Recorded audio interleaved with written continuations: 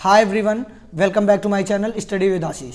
तो जैसा कि आप सभी लोग जानते हैं, बिहार शिक्षक भर्ती का प्राथमिक का रिजल्ट कल जारी कर दिया गया है। उसी के साथ साथ बहुत सारे कैंडिडेट सेलेक्ट हो गए हैं।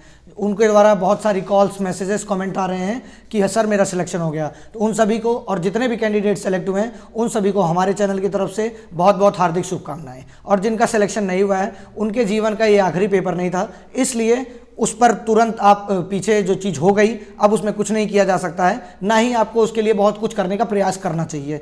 आप कुछ सीधे सीधे अब अपनी जो नई वैकेंसी आ रही है उस पर फोकस करके आगे तैयारी करनी चाहिए। फिलहाल आज हम इस वीडियो में बात करेंगे कल से जब से लोगों का सिलेक्शन हुआ है उनकी जो कॉल्स आ रही हैं, मैसेजेस आ रहे हैं या कॉमेंट्स आ रहे हैं, वो सबसे ज़्यादा इस बात के आ रहे हैं जिसमें 3-4 मोस्ट कॉमन क्वेश्चन है, उन्हीं को आज हम इसमें कवर करेंगे। सबसे पहले कि सीटेट अपीयरिंग, डीएलएड अपीयरिंग को क्या करना है, अदर स्टेट में खासकर यूपी वाले जो 12 प्लस डीएलएड भर दिए हैं उन्हें क्या करना है। इसी के साथ साथ हम बात करेंगे कि डॉक्यूमेंट वेरिफिकेशन में जाने से पहले आपको कौन सी इंपॉर्टेंट चीज़ें ले जानी है या क्या क्या ले जाना है, क्या क्या ज़रूरी है, इस पर बात करेंगे। इसी के साथ साथ डॉक्यूमेंट वेरिफिकेशन की डेट क्या है उस पर भी हम बात करेंगे और सारी चीज़ों को इस वीडियो में कवर करेंगे। तो चलिए, अभी तक आपने मेरे चैनल को सब्सक्राइब नहीं किया तो एक बार सब्सक्राइब कर लीजिए, वीडियो को लाइक करिए, कॉमेंट करिए जो भी परेशानी है और वीडियो को शेयर भी किया करिए। तो चलिए शुरुआत करते हैं वीडियो की। सबसे पहले हम बात करते हैं सीटेट अपीयरिंग और डीएलएड अपीयरिंग। तो जैसा कि आप सभी लोग जानते हैं, कल माननीय चेयरमैन साहब का एक प्रेस कॉन्फ्रेंस था, उसमें उन्होंने बोला कि जो कैंडिडेट सीटेट पास हो गए होंगे वो स्वतः ही अपना डॉक्यूमेंट जब अपलोड करने का मौका मिलता है तो कर दिए होंगे। हालांकि ऐसा कोई नोटिस नहीं आया था और कई बार कहा गया कि ना करिए, लेकिन अब फिर से पोर्टल ओपन हो चुका है। तो आपको क्या करना है, आप अपने डिजी लॉकर से मार्कशीट या सर्टिफिकेट दोनों में से कोई भी एक की फ़ोटो कॉपी कराइए, अटेस्ट करवाइए, अटेस्ट करा के उसको अपलोड कर दीजिए और जैसे ही उस पर वाटर मार्क आ जाए उसको तुरंत डाउनलोड कर लीजिए। क्योंकि माननीय चेयरमैन साहब और जितनी भी नोटिस आ रही हैं उसमें यही कहा गया है कि जिस डॉक्यूमेंट पे, जिस भी डॉक्यूमेंट पे वाटर मार्क नहीं रहेगा उसको हम मान्य ही नहीं करेंगे किसी प्रकार से। इसलिए अगर डॉक्यूमेंट को मान्य नहीं किया जा रहा है या कोई समस्या तो आपको अपना डॉक्यूमेंट अपलोड करना ही पड़ेगा। अब हम बात करते हैं 12 प्लस डीएलएड वालों के। सीटेट वाले मान के चलिए कि आपको अपना सर्टिफिकेट या जो भी चीज़ें हैं वो डाउनलोड कर देनी है या अपलोड कर देनी है और उसके साथ वाटरमार्क वाला डाउनलोड भी कर लेना है।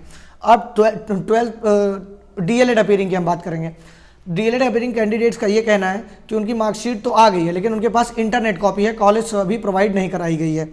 तो देखिए, जब आपके पास ऑप्शन नहीं है और बार बार डॉक्यूमेंट अपलोड करने की बात की जा रही है चेयरमैन साहब द्वारा, तो आप सभी लोग को मेरा जो मानना है, मैं जितना मेरी समझ है, जितने लोगों से मेरी बात हुई है उसमें यही है कि अगर उनके पास कुछ भी नहीं है, इंटरनेट कॉपी है, तो फिलहाल के लिए अगर उनको उस बेस पे जाना है तो वो उसको अटेस्ट करा के डाउनलोड कर दें जिससे उस पर वाटरमार्क आ जाए और वहाँ पर वो सबमिट हो सके।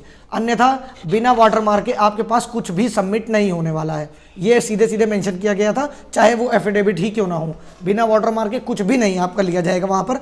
आप मेरा जिन लोगों का डीवी हो चुका है 11-12 में, उनसे भी कुछ लोगों से बात हुई है।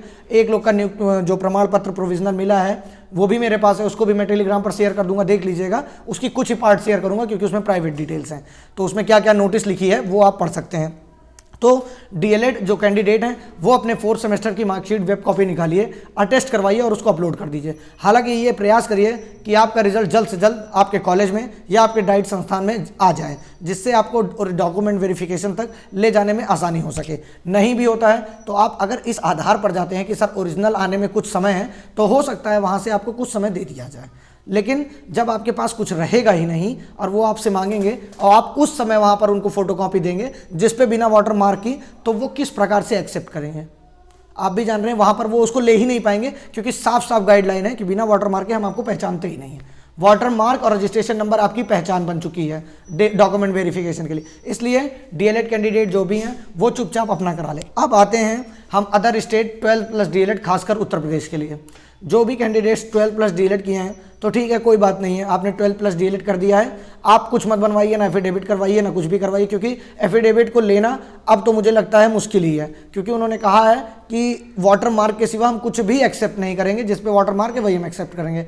तो आपको क्या करना है कि 12 प्लस डीएलएड आपने पहले से ही अपलोड किया है, लेकिन मान लीजिए, वैसे मान मत लीजिए, होगा कुछ भी नहीं, क्योंकि बिहार में 12 प्लस डीएलएड एलिजिबल है तो वो अलाउड है। लेकिन आप अपनी संतुष्टि, या हो सकता है आपके मन में हो कि अगर ऐसा कुछ हो सकता है, उसके लिए आप क्वालिफिकेशन में जाइए और अपनी ग्रेजुएशन की मार्कशीट अपलोड कर दीजिए। और जब वाटर मार्क उस पर आ जाए, वाटर मार्क वैसे ऑटोमेटिक जनरेट हो रहा है तो तुरंत आ जाएगा, तो वाटर मार्क और रजिस्ट्रेशन नंबर जैसे ही आ जाए उसमें वैसे ही आपको उसको डाउनलोड कर लेना है और वहाँ पर अगर आपसे मांगा गया तो आप उसको दिखा दीजिए। अन्यथा जो डॉक्यूमेंट्स वो आपसे मांगते हैं, चाहे वो क्लास 10th का हो, चाहे 12th का हो, चाहे ग्रेजुएशन का हो, चाहे डीएलएड का हो, वो आप उनके समक्ष पेश कर सकते हैं। लेकिन मान लीजिए अगर वो आपसे मांगे कि यूपी में तो डीएलएड इसके बिना एलिजिबल ही नहीं है, तो आप अब मुझे दीजिए, लेकिन वैसे यूपी की बात वो नहीं करेंगे, लेकिन 1% भी चांस क्यों लिया जाए। आप एक बार उसमें डाल दीजिए अपना डॉक्यूमेंट। ये मेरी राय है, आपको करना है क्या नहीं करना है ये आप स्वयं डिसीजन ले सकते हैं। तो आप वहाँ पर डाल दीजिए अपना चुपचाप। उससे क्या होगा कि अगर वो मांगे कि अच्छा आप मुझे ग्रेजुएशन की मार्कशीट दीजिए, तो बिना वाटर मार्क वाली मार्कशीट आप नहीं दे पाएंगे। और पहले से ही जैसे मान लीजिए बहुत सारे लोग ने बहुत एक्स्ट्रा डॉक्यूमेंट अपलोड कर दिया, किसी और का अपलोड हो गया, तो वो आपसे थोड़ी ना मांगा जाएगा। अगर वो नहीं मांगते हैं तो कोई बात नहीं, स्पेलिंग एरर के लिए आप अगर एफिडेविट बनवा लिए हैं तो कोई बात नहीं, उसको आपको अपने पास रखने की ज़रूरत है। लेकिन जब तक मांगा नहीं जाएगा तब तक आपको पेश करने की ज़रूरत नहीं है, क्योंकि आप पहले ही पेश कर देंगे तो उनके मन में डाउट हो जाएगा। हो सकता है कि वो उसी पर आपको वेरीफाई कर दें, और जिनके स्पेस की गलती है वो तो बहुत माइनर मिस्टेक है, उसके लिए कोई समस्या नहीं आएगी। जिन लड़कियों के आगे केएम लगा है वो भी बहुत ही कॉमन मिस्टेक है, उसके लिए भी कोई समस्या नहीं आएगी। लेकिन मेरा यही कहना है जो भी एफिडेविट बनवा के रखे हैं वो जब तक आपसे मांगा नहीं जाएगा तब तक आपको नहीं देना है। ये मेरी पर्सनल राय है, बाकी आपको जो करना है आप कर सकते हैं। इसके साथ अब हम बात करते हैं कि आपको डॉक्यूमेंट डेट क्या है। देखिए डॉक्यूमेंटेशन काफ़ी लोगों का स्टार्ट हो चुका है। 9-10th का जो 18 तारीख डेट थी, रिजल्ट आने के कारण शायद उसकी डेट आगे बढ़ गई हो, लेकिन फिलहाल उसी पैटर्न पे चल रहा है जो लेटर आप सब तक वायरल है। और मैं उसको फिर से एक बार रिसेंड कर दे रहा हूँ अपने टेलीग्राम पे, वहाँ देख लीजिए। देखिए 23 तारीख को मान लीजिए आपका है, तो आप 22 तारीख को पहुँच जाइए, DRCC ऑफिस जाइए, district registration and counselling centre जो है वहाँ पे आपको जाना है। वहाँ के पदाधिकारी से आप संपर्क कर सकते हैं, या वहाँ पर लिस्ट लगी होगी वो आप देखकर आप समझ जाइएगा कि आपका कहाँ पर है। तो आपको क्या करना है कि देखिए आपकी ये नौकरी का सवाल है, आप 1-2 दिन अपना नुकसान कर सकते हैं, 2-4 हज़ार रुपये बर्बाद कर सकते हैं, लेकिन आप अपने 40 हज़ार की नौकरी जो कि परमानेंट सरकारी नौकरी इतनी मेहनत के बाद मिली है, कई वर्षों के बाद आपकी मेहनत सफल हुई है, तो आपको ये काम बिल्कुल नहीं करना है कि जब तक कोई नोटिफिकेशन बीपीएससी नहीं दे देता तब तक नहीं जाना है। शिक्षा विभाग करा रहा है काउंसलिंग, हो सकता है उसने जारी कर दिया और हम लोग तक ये जानकारी ना पहुंचे, लेकिन ये बहुत बड़ी लापरवाही है शिक्षा विभाग की कि उसने बीपीएससी एग्जाम कंडक्ट कराया था बिना बीपीएससी के साइट पर अपलोड किए ही, हवाई में सब एक दूसरे से व्हाट्सएप से रिवील होकर डॉक्यूमेंटेशन शुरू भी हो चुका है, वेरिफिकेशन कई लोगों का हुआ है, मेरे पास प्रूफ भी है, वो मैं आपको दिखा भी दूंगा 11-12 वाला। तो इसलिए आपको एक पैसे की लापरवाही नहीं करनी, अपना 2-4 हज़ार रुपये, और अगर 1-2 दिन बर्बाद भी होता है तो कोई बात नहीं, आपको 23 तारीख तक 9:30 बजे तक DRCC ऑफिस पहुंच के अपना देख लेना है सेंटर कहाँ है, और कोशिश करिए कि 22 तारीख को ही सारी चीज़ें देख लीजिए, इससे कोई दिक्कत नहीं होगी। लेकिन अगर आप इसके बाद गए और मान लीजिए ये सब सारी चीज़ें सही रहीं, तब फिर आपको बहुत ज़्यादा नुकसान देखने को मिलेगा। 11-12 में और एक चीज़ सामने देखने को मिल रही है कि वहीं से डायरेक्ट ओरिएंटेशन के लिए भेज दिया जा रहा है, बस मिली है, वहाँ पर आपको रहने का और खाने का खर्चा नहीं लगेगा, बाकी आप अपनी ज़रूरत के हिसाब से सारी चीज़ें, कपड़े, पैसे जो भी ले जाना हो ले जा सकते हैं। ये इतनी बातें हो गई। अब PRT के लिए जब DV स्टार्ट हो जाएगा तभी पता चल पाएगा, और DV उसी दिन स्टार्ट होगा जिस दिन ये 23 तारीख लिखा है, या लेटर में भेज दे रहा हूँ उसको देख लीजिए। तो ये आप अभी मान के चलिए कि आपके सामने जो डेट है वो सही है, भले ही गलत क्यों ना हो, लेकिन आप रिस्क लिए तो आप गए, इतने सालों की मेहनत एक क्षण में बर्बाद हो जाएगी।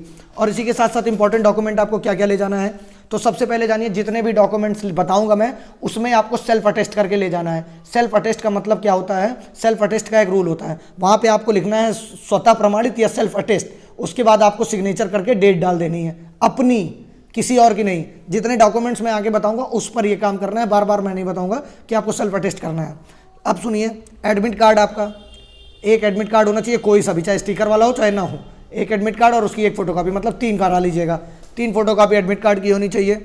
आधार कार्ड की कम से कम 2-3 फोटोकॉपी होनी चाहिए, सब पे सेल्फ अटेस्ट होना चाहिए। शैक्षणिक प्रशैक्षणिक प्रमाण पत्र होना चाहिए, और उसके साथ आपके पास बीपीएससी के साइट पर प्रमाण पत्रों के डॉक्यूमेंट प्रति जो डाउनलोड किए हैं वो वाटरमार्क की भी फोटोकॉपी आपके पास होनी चाहिए, वो उस पर भी सेल्फ अटेस्ट होना चाहिए।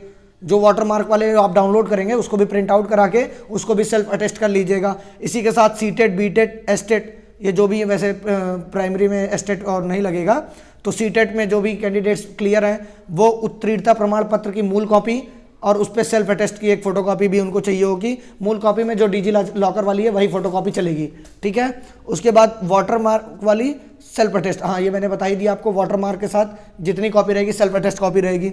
आरक्षण, जन्म तिथि छूट, मतलब जिनको रिलैक्सेशन चाहिए, जो भी रिजर्वेशन आपने लगाया है सबका मूल प्रति, और उसके साथ साथ उस पर सेल्फ अटेस्ट होना जरूरी है। इसके साथ साथ वो मोबाइल नंबर जाएगा जो आधार में लिंक है। अब कोई अगर ये कहे कि मेरे पापा का नंबर लिंक है और मेरे घर से 3 कैंडिडेट सेलेक्ट हो गए हैं, तो ठीक है, वहाँ पे आप उनको कॉल करके OTP पूछ के वहाँ पर बता सकते हैं फिलहाल, क्योंकि अब अपडेट कराना मुश्किल है। लेकिन आप लोग जो भी करेक्शन कराए हों, कई बार मौका मिला है करेक्शन कराने का, तो जितने लोग का भी कुछ भी करेक्शन हो गया हो वो प्लीज़ अपलोड कर दीजिए, नहीं तो आप अपने नौकरी ना पाने के जिम्मेदार स्वतः होंगे। मैं सुबह से वीडियो नहीं ला रहा था कि मुझे कहीं से डेट क्लियर हो, डेट क्लियर हो, डेट क्लियर हो, लेकिन ऐसी कुछ चीज़ें नहीं आ रही थी, तो मैं सुबह से अभी तक लगातार सोचते सोचते इस डिसीजन पर पहुंचा कि अब आपको जाना है, अब आपको जाना है। ये बात आपको मेरी माननी है तो मान लीजिए, नहीं मानना तो आपको खुद ही समझ में आ जाएगा क्या सही नहीं। इसी के साथ साथ आपने फॉर्म भरते वक्त जो मोबाइल नंबर दिया था उस पर भी देखते रहिएगा कि कहीं कोई किसी प्रकार का मैसेज तो नहीं आ रहा है, ठीक है ना। वो मैसेज अगर आपको आता है तो आप उसको देख के बताइएगा कमेंट सेक्शन में कि आ रहा है कि नहीं आ रहा है। और ये सारी चीज़ें हो गई हैं, मैंने आपको बता दिया। DRCC ऑफिस में जाके आपको पता चल जाएगा कि आपकी कहाँ हो रहा है।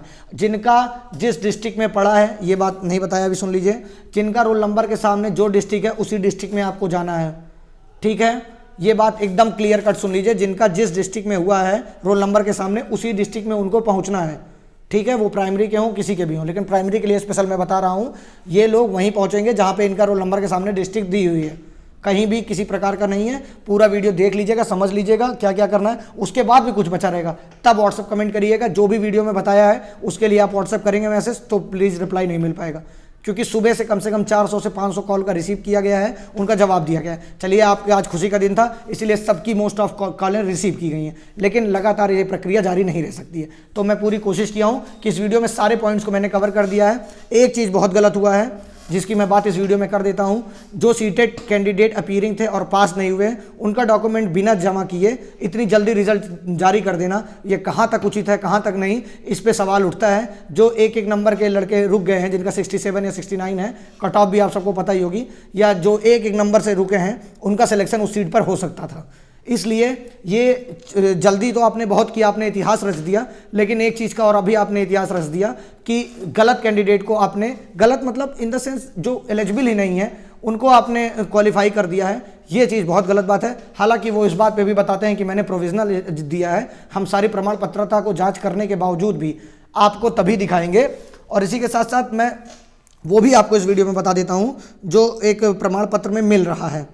वहाँ पर जाने के बाद, अच्छा ऐसे समझ लीजिए, उसमें लिखा है साफ साफ कि ये अभी आपका फाइनल नहीं है नियुक्ति प्रमाण पत्र, इसको प्रोविजनल समझा जाए, क्योंकि 2 तारीख को गांधी मैदान में माननीय मुख्यमंत्री जी द्वारा ही बांटा जाएगा, ये बात तय हो चुकी है।